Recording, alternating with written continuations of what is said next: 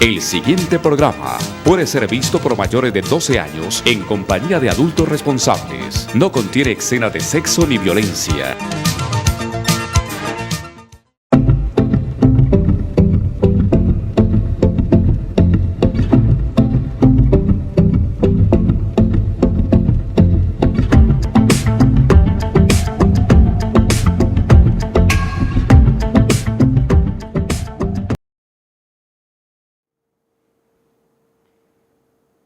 Este es Justicia para Todos con Gilmar Tafur y nos alegramos y nos regocijamos en nuestro amado Dios por su gran bondad. Esta tarde es una tarde que hace un poco de fresco en Cali y llegamos a muchos lugares del país. El día de hoy vamos a estar hablando de las incidencias de la Constitución política en los temas de familia. Vamos a hablar de la constitucionalización del derecho de familia como una garantía del desarrollo de otros derechos. Derechos estos que de pronto no están descritos en la Constitución política, pero que han tenido desarrollos jurisprudenciales.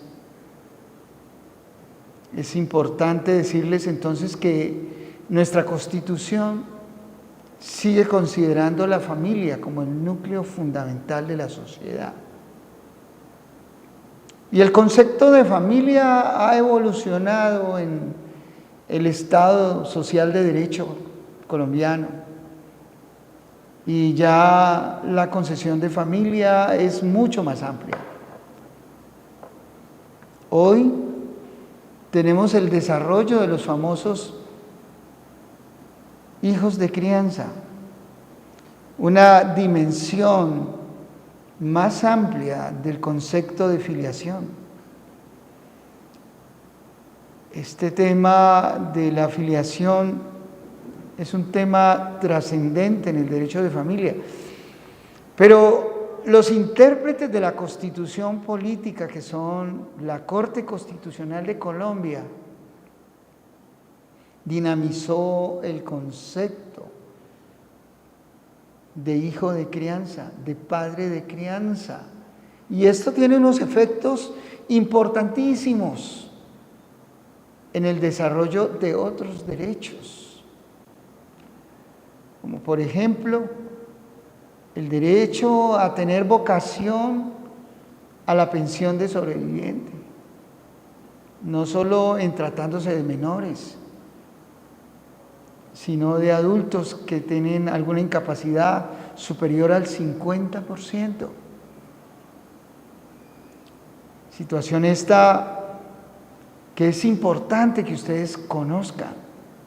Pero también el derecho que le surge al padre de crianza para pedirle alimentos al hijo de crianza y que esto tenga trascendencia en el orden legal, o para heredar al hijo de crianza, o el hijo de crianza heredar a los padres de crianza. Por supuesto que cuando tenemos el caso de los hijos de crianza, allí casi nunca hay necesidad de que se pidan alimentos porque ese vínculo debe ser un vínculo del afecto que se construye en la cotidianidad. Es el caso de los famosos padrastros que asumen unos niños desde pequeñitos, o madrastras, que mal llamadas padrastro y madrastras, ese término es un poco como despectivo cuando ese señor o señora que asume el rol de papá sustituto lo hace bien.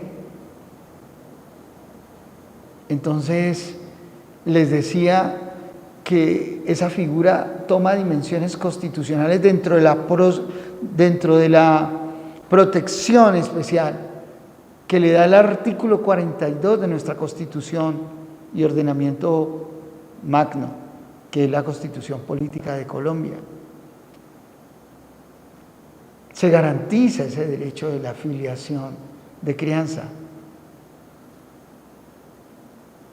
Y entonces de allí devienen el derecho de alimentos, el derecho a suceder en herencia, el derecho a ejercer la patria potestad y el cuidado personal de aquella persona que se ha tenido como hijo de crianza, o el derecho y la posibilidad de dar protección a los padres de crianza. ¿Qué figura más importante? Relevante. Ya tenemos algunos procesos donde se debate la figura, unos procesos donde se defienden esas facultades que da la ley para obtener ese reconocimiento. De manera precisa, quiero conversar con ustedes y contarles lo que dice nuestra Constitución con respecto al artículo 42. Dice: la familia es el núcleo fundamental de la sociedad y se constituye por vínculos naturales o jurídicos, por la decisión libre de un hombre y una mujer de contraer matrimonio o por la voluntad responsable de conformarla. Dice: el Estado y la sociedad garantizan la protección integral de la familia. Dice: la ley podrá determinar el patrimonio familiar inalienable e inembargable. La honra y la dignidad y la intimidad de la familia son inviolables. Hemos atravesado unos conceptos, unos principios que se desarrollan en torno al artículo 42 de la Constitución Política. La familia es una entidad, es una institución con una connotación y una protección especial por parte del Estado. De tal manera, se protege la familia dentro del Estado social de derecho, que cuando uno de sus miembros resulta afectado por el poder omnímodo del Estado, la bestia estatal, el leviatán que se llama en la teoría de los actores políticos, el gran leviatán, el Estado todopoderoso. Cuando el Estado todopoderoso infringe daño a un miembro del cuerpo social, a un miembro, a un asociado al Estado de Derecho en Colombia, el Estado protege también a la familia. La jurisdicción, cuando se pronuncia en esos eventos donde ha habido daño y es necesaria la reparación directa a la víctima de la acción o omisión estatal, extiende dentro de esa concepción de protección especial a la familia esos designios reparatorios en favor de todos los miembros del cuerpo familiar que resultaron afectados con la acción o la omisión. Y en igual forma el Estado Social de Derecho protege dentro de otras jurisdicciones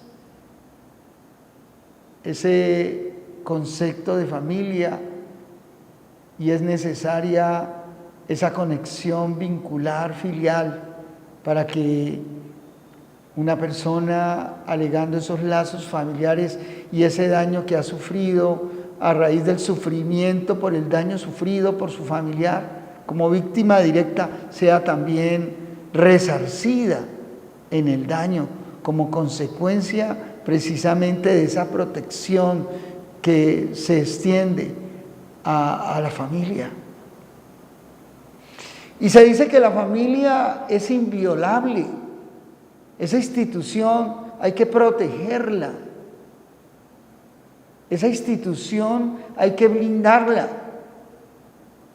Se dice también que la familia es la que se conforma entre un hombre y una mujer. Sin embargo, la Corte Constitucional, que es el intérprete constitucional de nuestra Carta Política, ha ampliado de acuerdo al devenir fáctico que vive la sociedad colombiana y el mundo global ese concepto de familia. Entonces, ahora ya no solamente se habla de que la familia se conforma por parejas heterosexuales, sino que a través de decisiones de la Corte Constitucional se amplió el espectro de reconocimiento a el tema de conformación de familia, y ahora se habla de otros tipos de familia, familias que se conforman entre parejas del mismo sexo, familias donde existe lo que se denomina el poliamor, es decir, que determinan hacer familias 7 personas en un mismo espacio, y entonces a ese deseo y determinación y concepción la Corte Constitucional le ha dado esa calidad y esa entidad, y por eso la protege, y se ve reflejado en diferentes sentencias de los jueces colombianos, donde han reconocido, por ejemplo, el derecho a la pensión de sobreviviente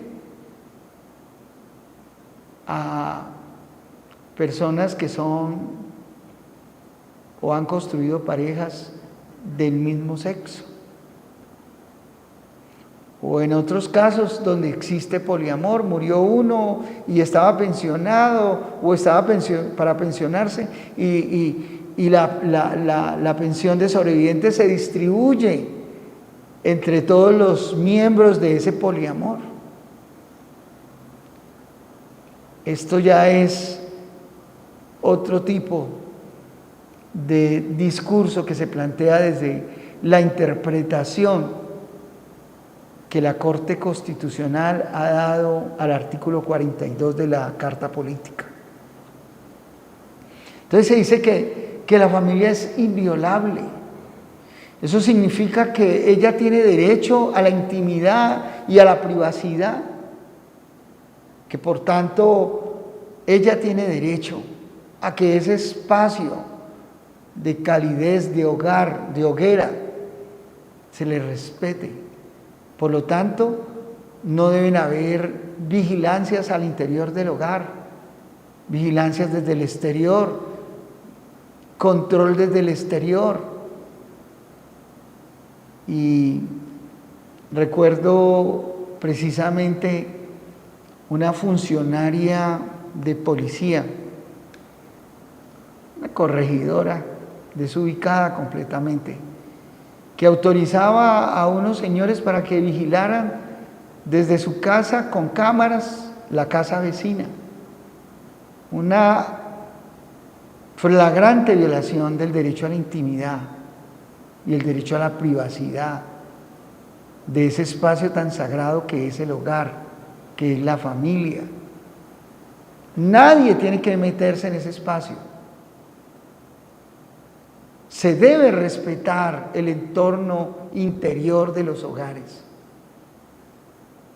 Se debe respetar la manera como se crían los hijos al interior de los hogares, después que esa crianza no sea una manifestación de hechos y actos de maltrato y violencia contra los miembros de la familia. Me refiero a violencia contra la mujer, violencia contra el anciano o contra el niño o la niña. Ese espacio al interior del hogar es un espacio sagrado y tiene protección constitucional.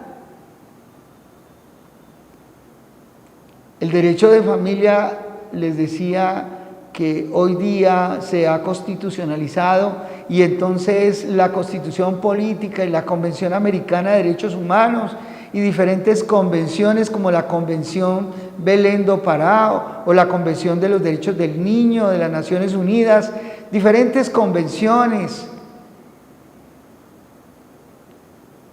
atraviesan de manera transversal el derecho de familia, precisamente en desarrollo del artículo 93 de nuestra Carta Política y del artículo 94 de la misma,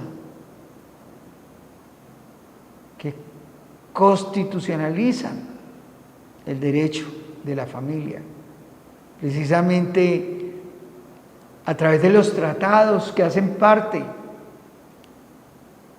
del cuerpo constitucional, denominado bloque de constitucionalidad,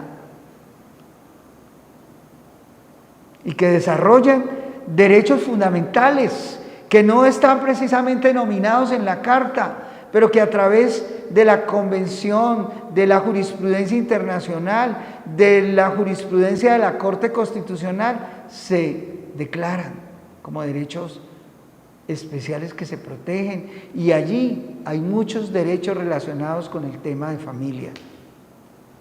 Significa esto, estimados televidentes, que hablar de derecho de familia hoy en día se habla también en clave constitucional y en clave convencional.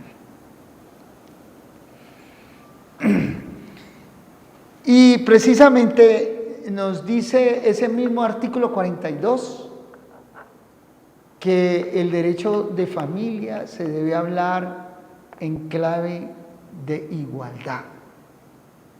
Y hablar en clave de igualdad significa hablar de igualdad de derechos al interior de los entornos familiares. Hablar de respeto a la dignidad humana como eje fundamental de nuestro ordenamiento jurídico. Todo el ordenamiento jurídico de nuestra Colombia como Estado social de derecho gira en torno a la figura de la dignidad humana. Al interior de la familia se debe respetar la dignidad de cada uno de los miembros, es decir, no desconocer la personería jurídica de cada uno de los miembros de la familia. Reconocer el derecho a la igualdad, y por eso hoy se habla de perspectiva de género para desarrollar el concepto de la igualdad al interior de las familias. El enfoque de género, el enfoque desde los derechos del menor, el enfoque del derecho que tienen las personas de la tercera edad a recibir un trato digno al interior de la familia.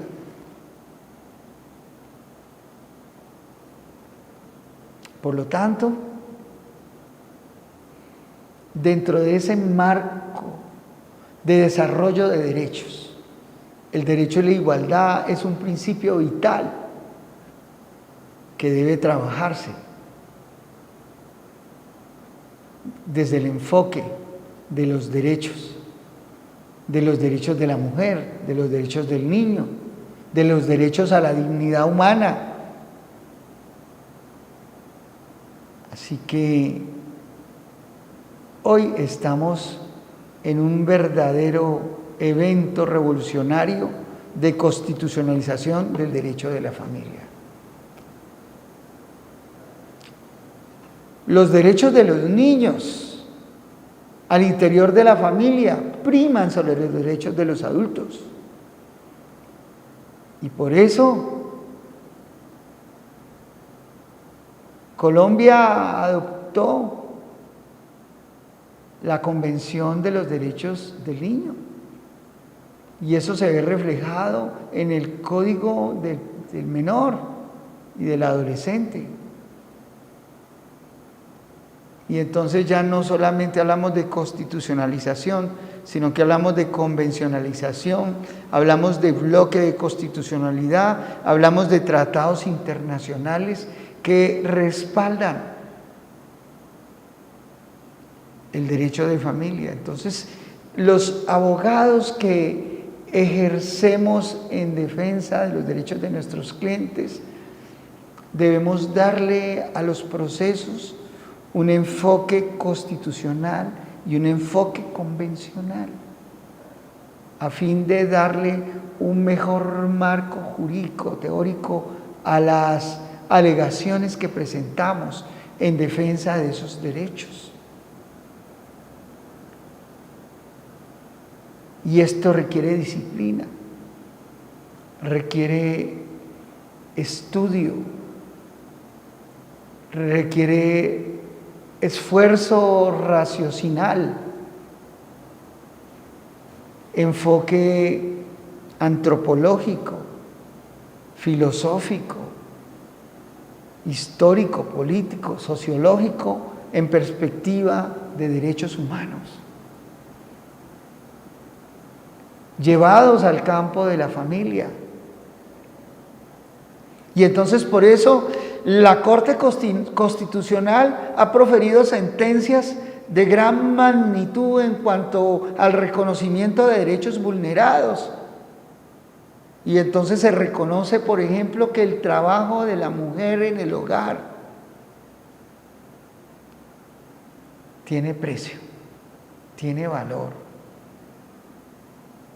Y entonces, en sentencias muy interesantes, cuando las personas no alcanzaron, por ejemplo, a declarar la existencia de la unión marital de hecho, porque transcurrió más del término exigido en la legislación, es decir, más de un año para instaurar la acción correspondiente.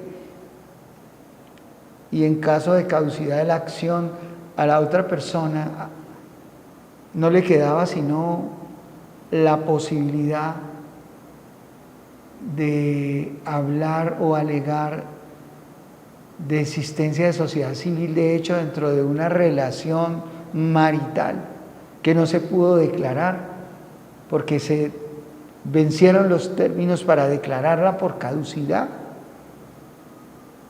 Pues la Corte Constitucional se ha pronunciado de una manera muy interesante, haciendo un reconocimiento del aporte que las mujeres hacen a la sociedad marital con el trabajo doméstico, con el trabajo de crianza de los hijos, con el trabajo de cuidado del hogar, de la casa. Se empezó a reconocer ese aporte que es fundamental para que las familias se sostengan. Entonces, en un caso muy singular, la Corte Constitucional, después de que un asunto de debate pasó por las otras cortes y tribunales, la Corte Constitucional dijo no, ¿cómo así que los oficios domésticos que hace la mujer no tienen valor? ¿Cómo así que se le pregunta a una mujer, ¿usted trabaja? Y ella va a decir, no, yo no trabajo. Y mentiras que la labor que ella realiza en el hogar es un trabajo, y es un trabajo que tiene que mirarse en dimensiones gigantescas, porque esa dedicación al cuidado de los hijos, esa dedicación al cuidado del marido, para que el marido pueda ir a laborar, es esperarlo, eso debe tener una retribución. Entonces, eso fue lo que la Corte dijo. Ese trabajo que la mujer desarrolla en la casa y que se llama doméstico y que dice que no produce ningún tipo de remuneración económica o de aporte económico al hogar, ese trabajo debe ser catalogado como trabajo productivo, que debe ser reconocido. Y entonces en esa sentencia la Corte Constitucional reconoció los aportes de esa mujer al hogar y declaró la existencia de la sociedad civil de hecho, y esta mujer fue reconocida en esos derechos que reclamaba y que no hubiera podido reclamar de otra manera, produciéndose una gran injusticia. Entonces, desde ese escenario es que el principio de la igualdad de derechos dentro de la familia, visto en perspectiva constitucional, con esa trazabilidad que debe dársele representó un hito para los derechos de las personas que hacen trabajo doméstico. Pero no solamente hay mujeres que lo hacen, hay hombres que lo hacen. Y en igual forma debe reconocerse. Es muy importante, muy importante. También las Cortes se pronunciaron en algunos casos haciendo aplicación del principio de la igualdad en casos de violencia intrafamiliar, donde se presentaron situaciones de un exceso en la legítima defensa. Una mujer agobiada por el maltrato, por el desprecio, por la amenaza del hombre gigante, el esposo que siempre ha dirigido, mandado al interior del hogar.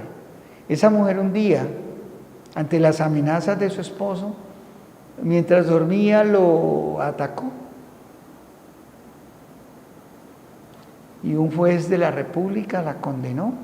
Y luego revisaron la sentencia. Y luego metieron una tutela contra sentencia. ¿Y qué pasó finalmente? La Corte habló otra vez de principio de igualdad, enfoque de género, perspectiva de género en casos de violencia. Se está dando mucho últimamente, hemos visto en la práctica forense cómo están apareciendo cantidades de falsas denuncias por temas de abuso sexual. Eso es impactante. En muchos casos el abuso sexual proviene de familiares, pero en otros casos representa una artimaña, un ardid, una estrategia de venganza. Y hemos detectado muchos casos, y en Antioquia se hizo una investigación muy interesante donde más de la mitad de las denuncias eran falsas denuncias. Es impresionante. De tal manera que allí debe buscarse la protección convencional de los derechos del menor y constitucional al interior de la familia, y proteger los derechos del menor en casos de falsas denuncias por abuso, porque es que en esas falsas denuncias por abuso aleccionan a un menor para que declare contra su padre o contra su madre, porque ha ocurrido, y que declare falsamente. En esos casos es muy importante tener un gran equipo legal para que los represente a quienes no han incurrido realmente en esas conductas. Conocemos casos de personas condenadas falsamente y después en decisiones de la Corte, en casación, se ha revocado y se ha reconocido que realmente se trató de una artimaña, de un ardid, de un complot, de un tinglado de mentiras que se elaboraron para destruir a una persona. Hay gente que tiene esa capacidad de mal, hacen un daño aterrador. Y entonces ese daño lo pueden causar hombres o mujeres en detrimento de los intereses superiores de los niños, con el objeto de separar a un niño de su familia. A veces lo hacen para eso, para que no tenga contacto con el padre o con el hermano. Le inventan una calumnia de ese tipo, la elaboran también. Y si la persona no tiene, mire, los recursos para pagar peritos forenses, expertos, que le ayuden a demostrar la inocencia, esa persona queda con un INRI en la cabeza y queda con una condena gigantesca. Y esto no es bueno. Es decir, que al interior de la familia se pueden generar hechos y situaciones muy terribles de violencia, de maltrato, y no se pueden tolerar. Y precisamente para proteger a la familia surgió el concepto y la teoría del divorcio como remedio. Porque es que una mala relación no solamente destruye al otro miembro de la pareja, sino que destruye a los hijos. Al interior del hogar una relación de maltrato, de indiferencia, de descuido, de falta de diálogo real. Eso destruye la estructura familiar.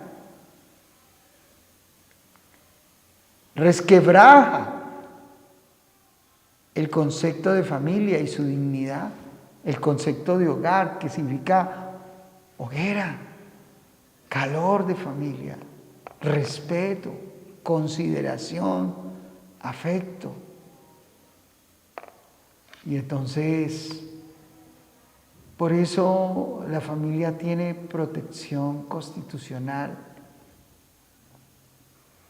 Y ese concepto de familia protegido constitucionalmente debe llevarnos a utilizar el bloque de constitucionalidad, es decir, los diferentes instrumentos suscritos por Colombia en diferentes tratados para proteger a la mujer contra toda forma de violencia, como es la Convención Belén do Pará, para proteger a los niños, como es la Convención de los Derechos del Niño, para proteger a los adultos. Hoy existe lo que se llama la Declaración de Apoyo para proteger a las personas que están en estado de indefensión por alguna disminución en su capacidad, sin quitarles la potestad de tomar decisiones, pero existe la posibilidad de brindarles apoyo judicial. Y ya se reglamentó la ley de apoyos, que reemplazó la interdicción. Se declaraba una persona en interdicción y se le decretaba una capitis diminutia. Eso significaba que la persona salía de la esfera jurídica para tomar decisiones y administrar sus bienes o contraer matrimonio. Hoy eso no es así, hoy eso cambió. El espectro de protección se ha ido desarrollando y entonces muchas personas pueden administrar sus negocios y manejar sus negocios con el apoyo de las personas que ellas mismas elijan, que quieren que les apoyen porque confían en ellas, que saben que no los van a engañar. Entonces, esa es una dimensión de la protección en el ámbito del derecho de familia. Y entonces, ustedes se preguntarán, ¿por qué sigue abundando conductas de violencia al interior de los hogares? Si hay tantas maneras de proteger. Precisamente porque la gente se acostumbra, se acondiciona a los sucesos de violencia al interior del hogar. Y entonces hay una ley para proteger a las familias de la violencia al interior del hogar.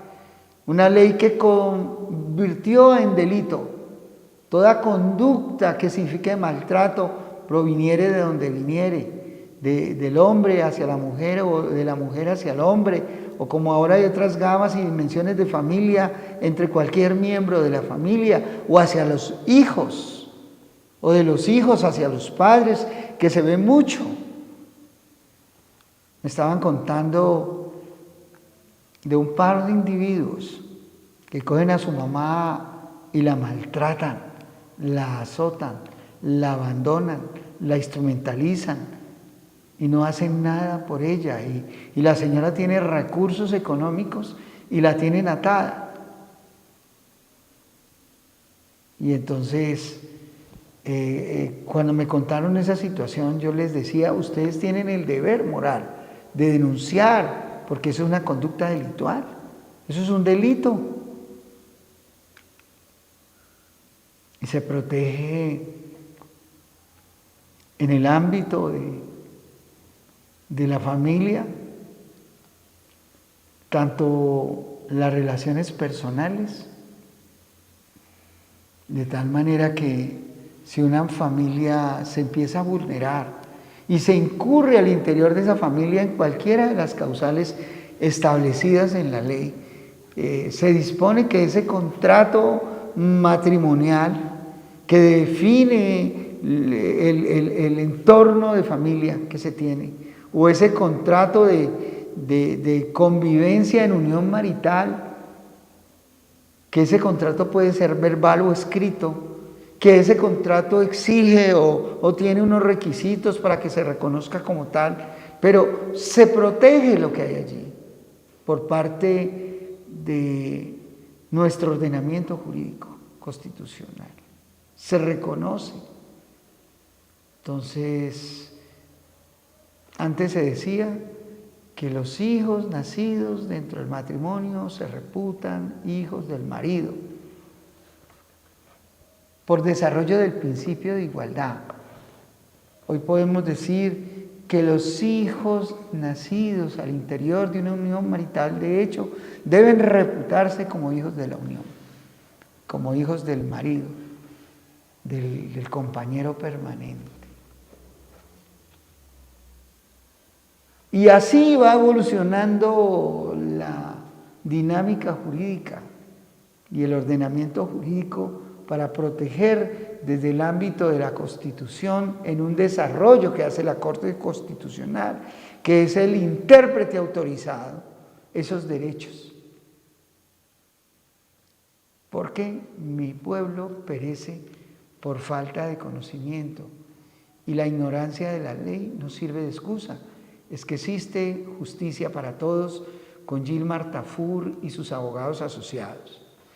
En desarrollo de esos derechos, la Corte Constitucional reconoció que existe el deber de compensar al cónyuge inocente que ha sufrido violencia al interior de la familia, al interior del hogar, por parte del cónyuge culpable de maltrato.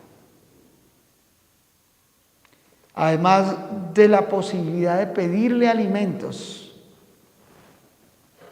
el cónyuge que resulta inocente puede pedir alimentos al cónyuge culpable. Si no se pudieran otorgar los alimentos o reconocer los mismos, como consecuencia del quebrantamiento del contrato matrimonial o de convivencia, se puede pedir una indemnización por los daños y perjuicios sufridos. Para eso existen los peritos forenses, psicólogos forenses, psiquiatras, que puedan decir el daño sufrido al interior de una relación donde el imperativo categórico es el maltrato, para que la víctima de ese maltrato reciba las compensaciones económicas por los daños emocionales, psicológicos y morales sufridos al interior de esa relación. Pero no solo eso. Si se comete un delito al interior del hogar por violencia intrafamiliar, el responsable de ese delito contra un miembro de la familia deberá, además de la responsabilidad que le compete por el hecho de la violencia y el maltrato, deberá compensar económicamente a su víctima. Y ese es un debate superado. Si un padre o madre le hace daño a su hijo, pues además de la responsabilidad que le atañe, deberá reconocer los perjuicios materiales y morales, y la sociedad, la familia y el Estado están en el deber de poner en conocimiento de la autoridad jurisdiccional esos hechos, y de la autoridad administrativa esos hechos constitutivos de violencia contra los menores. De tal manera, estimados amigos, que conversar de constitucionalización del derecho de familia es un imperativo que nos atañe a todos. Porque el derecho de familia, en principio, pareciera que perteneciera a la esfera del derecho privado. Pero esa discusión ha evolucionado y con el tema de la constitucionalización, eso pasa a la esfera pública. De tal manera que los jueces frente a la queja de violencia no se deben quedar callados y hacerse los onzos, no, ellos tienen el deber de impulsar esos procesos para proteger precisamente al más vulnerable. Se considera que la parte más vulnerable dentro de la relación hombre-mujer es la mujer. Cuando se presentan esos casos de violencia contra la mujer, es un deber del funcionario poner en conocimiento de las autoridades ese tipo de hechos. Violencias contra niños deben ponerse en conocimiento de las autoridades correspondientes. La autoridad que conozca eso no se debe quedar callada. El establecimiento que conozca esa situación no se puede quedar callada, no debe faltar al protocolo, no se debe cargar el protocolo que existe para proteger esos derechos de los menores, de las mujeres y de los mayores de edad al interior del hogar. Por este discurso pareciera que es el hombre el que genera el maltrato. No necesariamente. El maltrato deviene de hombre o de mujer. Deviene de personas contra personas. Y conocemos situaciones aterradores de maltratos sufridos por hombres, que precisamente guardan silencio por la cultura machista en que se ha creado nuestra sociedad, en que nuestras mujeres criaron a sus hijos. Y muchos hombres no son capaces de hablar, de decir el maltrato que sufren al interior de sus familias. En alguna ocasión les contaba que conocí el gerente de una entidad financiera muy importante aquí, que recibía vara de su mujer, un control obsesivo. Lo controlaba de una manera infame y le decía que si lo veía conversando con alguien, pues que se le iba a ver, le iba a hacer escándalo o lo apuñaleaba o algo así similar. Este hombre estaba tan conmocionado y había guardado silencio por tanto tiempo, hasta que por fin lo llevaron a nuestro bufete de abogados y ya pudimos orientarlo y ayudarle a que saliera de esa situación. Y cuando la gente se acostumbra a sufrir violencia, no sale fácilmente de ella. Con nuestro equipo de psicólogos le ayudamos y por fin pudo defenderse, instaurar una demanda, presentar sus pruebas, irse muy armado para demostrar toda la violencia que sufría, escuchar a sus testigos, a personas de su entidad financiera que conocían la situación de acoso. Esa vigilancia obsesiva al otro. Hoy, en consulta, escuchaba el caso de una dama que le ponía GPS al carro de su marido para saber dónde estaba. Y a veces lo que la gente se pone a buscar lo encuentra. Una violación a la intimidad, cogerle el celular para detectar, para buscar, y ahí va a encontrar lo que usted no está buscando, o lo que usted quería encontrar lo va a encontrar, y se le desbarató todo. Y quiere saber una cosa, eso no le sirve como prueba. Cuando usted lo coge abusivamente y extrae información abusivamente del celular de alguien, no le sirve como prueba. Por el contrario, es una conducta que le involucra a usted en una violación a la privacidad. Puede llegar a ser un delito. Entonces, les decía que dentro del contexto familiar también se protege la intimidad, la privacidad. Y un derecho fundamental que está desarrollado en el artículo 44 de la Constitución Política, sobre el cual hablaba la semana pasada en un evento académico, porque estoy en permanentes eventos académicos. Y estábamos hablando del derecho fundamental al afecto. ¿Cómo así? Todo lo volvieron fundamental, todo lo constitucionalizaron. Pues sí. La Constitución Política en el artículo 44 nos dice de manera clara que los niños deben crecer en un espacio de afecto y que se les debe afecto para su desarrollo armónico e integral. Pues eso que se predica de los niños como derecho fundamental puede extenderse a otras personas al interior de la familia. A veces menospreciamos a los ancianos, a los adultos mayores. Se menosprecia a los padres que les dieron la vida, que nos dieron la vida, porque ya están mayores, adultos. Cuando todos vamos para allá, todos vamos a entrar a esa etapa de la adultez mayor. Y eso es un privilegio. Llegar a los 86, 90 años, eso es una bendición, eso es un privilegio.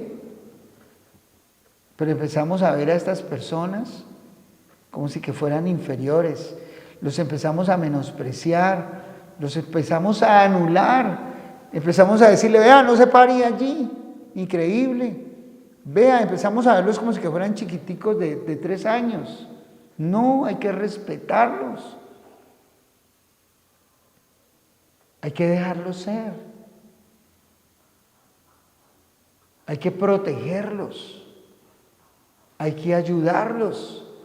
Hay que alentarlos, hay que cuidarlos. Ese derecho constitucional al afecto de los niños debe extenderse como un derecho que tienen los adultos mayores, porque ellos se vuelven como niños también. Y ellos necesitan un especial cuidado de la familia, de la sociedad y del Estado. Y si hay un estamento ampliamente abandonado en Colombia, son las personas de la tercera edad. Los que no tienen seguridad social terminan en muchas ocasiones a merced de sus hijos, humillados, excluidos, marginados, puestos en un lugar que no corresponde, vulnerados en sus derechos fundamentales, en su derecho a la salud al interior de la familia, en su derecho a la autonomía. Algunas veces los llevan a la fuerza a hogares para adultos, para ancianos mayores, ancianatos que llaman, y es muy triste. Esas personas también tienen el derecho fundamental al amor. Y hoy, el derecho de familia, un derecho fundamental. El Señor Jesucristo los bendiga y los guarde. Que el Padre Eterno nos acompañe. Bendiciones mil. Hay unos teléfonos en pantalla que les van a servir de referencia para que pidan sus citas. El 315-528-1453 y el 884-3306. Bendiciones mil.